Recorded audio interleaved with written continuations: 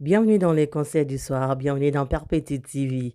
Bonsoir, bonjour, j'espère que vous allez bien. Ndenge bozomona liboso nanga, aujourd'hui, vous êtes dans ma cuisine et toujours lamba mbisi ya mai. Mbisi ya mai oyo tobengaka ngolo. Mbisi ya mai oyo tokolamba yango ndenge tolambaka yango souvent te na bandako na biso, tozotumba yango, tozolamba yango différemment. Et restez branchés avec moi et vous allez voir ndenge nini tolambaki mbisi na biso ya mai. Et là, nauti osomba yango naye nango na ndaku, naye kosokola yango ndenge bakatelaka biso yango na bastore. Et bato mingi bazalaka soki bakati bayeka batie mai basokoli kaka likolo ko balongoli zei wana c'est tout. Tonikaka mbisi bien, mbisi ezalaka na zei epuis banoir oyo ezalaka likolo ezalaka sali te. Mbisi normalement ezalaka pembe na kati ya mai, mais soki awumeli ya mai na kati ya mai nde tomonaka sali te wana ya noir ezalaka likolo. Alors lelo naolakisa bino ndenge nini faut konikaka mbisi na biso ya mai ata na linyoka ata na mbeli me kaka mpe kolongolaka banoir oyo ezalaka likolo wana ezalaka mpenza sali te. Alors natie mbisi na nga na mai moko ya tiede epuis là nazo nika yango sikoyo e natie mai apres toza kotia mai e voilà sikoyo nazwi mbisi na ngai basi bakatelaka yango deja na store na bandi sikoyo konika yango. Et voilà, na bandi kolongola basalite wana likolo, na bandi kolongola basalite nyonso likolo wana, obo monaka likolo wana noir ezalaka salite. Ezalaka te ke o mbisi ezalaka ne bongo non. Tande bozomona nzoto ya mbisi normalement ndenge ezalaka. O likolo ezalaka salite. Alors nga nalongolaka yango soki nazolamba mbisi ya mai oyo nanikaka yango mpenza ou bien na linyoka soki eza makasi ou bien na mbeli nde naosala boye. Nazolongola yango likolo tande mai ekomi sali te pour dire ke mbisi yango ezalaka mpenza sali te.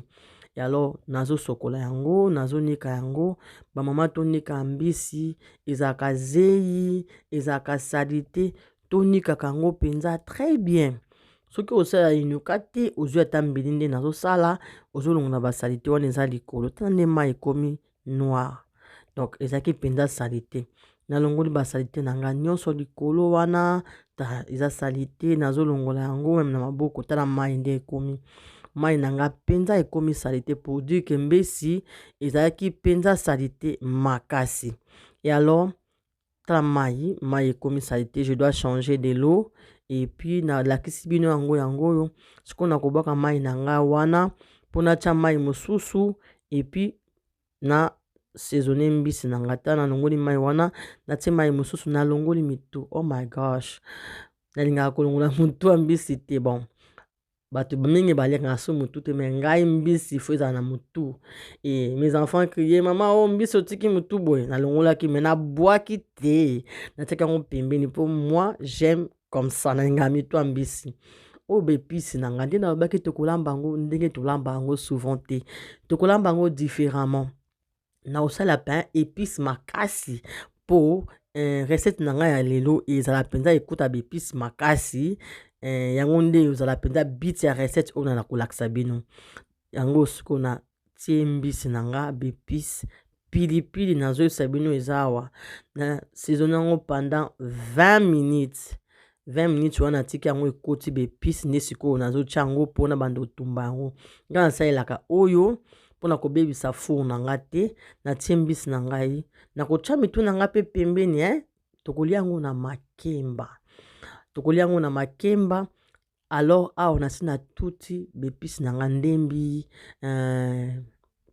natuti muscade ai nakati natuti mpe pilipili na ngai awa mbisi na biso ezobela deja mitu na nga bomoni yango nakati bepisi na nga oyo sikoyo natie mafuta na moto nakati matungulu bepisi na nga natutaki ndembi ai tangawisi natia yango na moto bomoni nasali bino tokolia yango mpena baepisi ezala ebele oyo pilipili makasi nasali poivron vert bapoivron na nga nyonso ya couleur natie na kati natie mwa mungwa na kati ya sauce na biso.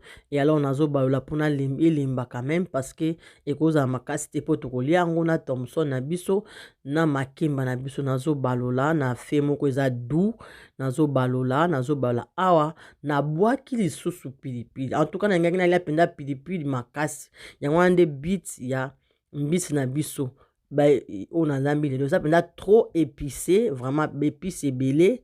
Ah, on a kati makemba na ngandenge souvent na kataka te. Na kati yango mike na tie na mafuta. Et alors makemba na ngai yango yo ebeli sikoyo, makemba ebeli, mbisi pe beli to passer siko na présentation. Mbisi na ngai yango ebeli kitoko mama, mbisi ebeli kitoko eziki te, sauce na nga pe yango ebeli na osala lokola légume na nga à côté. Sikoyo nalakisa bino ndenge na présentaki yango na mesa, naliaki yango na makemba nde bozomona yango oyo eloko yango tozelaki yango oyo sauce na nga wana nayebisaki bino nakozala nango besoin à côté, natie mwa ba citron na mwa tomate, natie susu mwa pilipili pembeni. En tout cas ezalaki kaka mbisi ya mai na pilipili, tala nde mbisi na nga ebeli ekoti bépice très très bien, makemba na nga pe ebeli très très bien. Je pense que so osali yango papa samedi ou bien dimanche et ozala mpenza feti na feti ka na ndako. Alors toliaki yango na bana, okoki kolia yango mpe na loso, okoki mpe kolia yango mpe na cheke, okoki kolia yango na fufu, mais biso tosepelaki tolia yango lelo na makemba.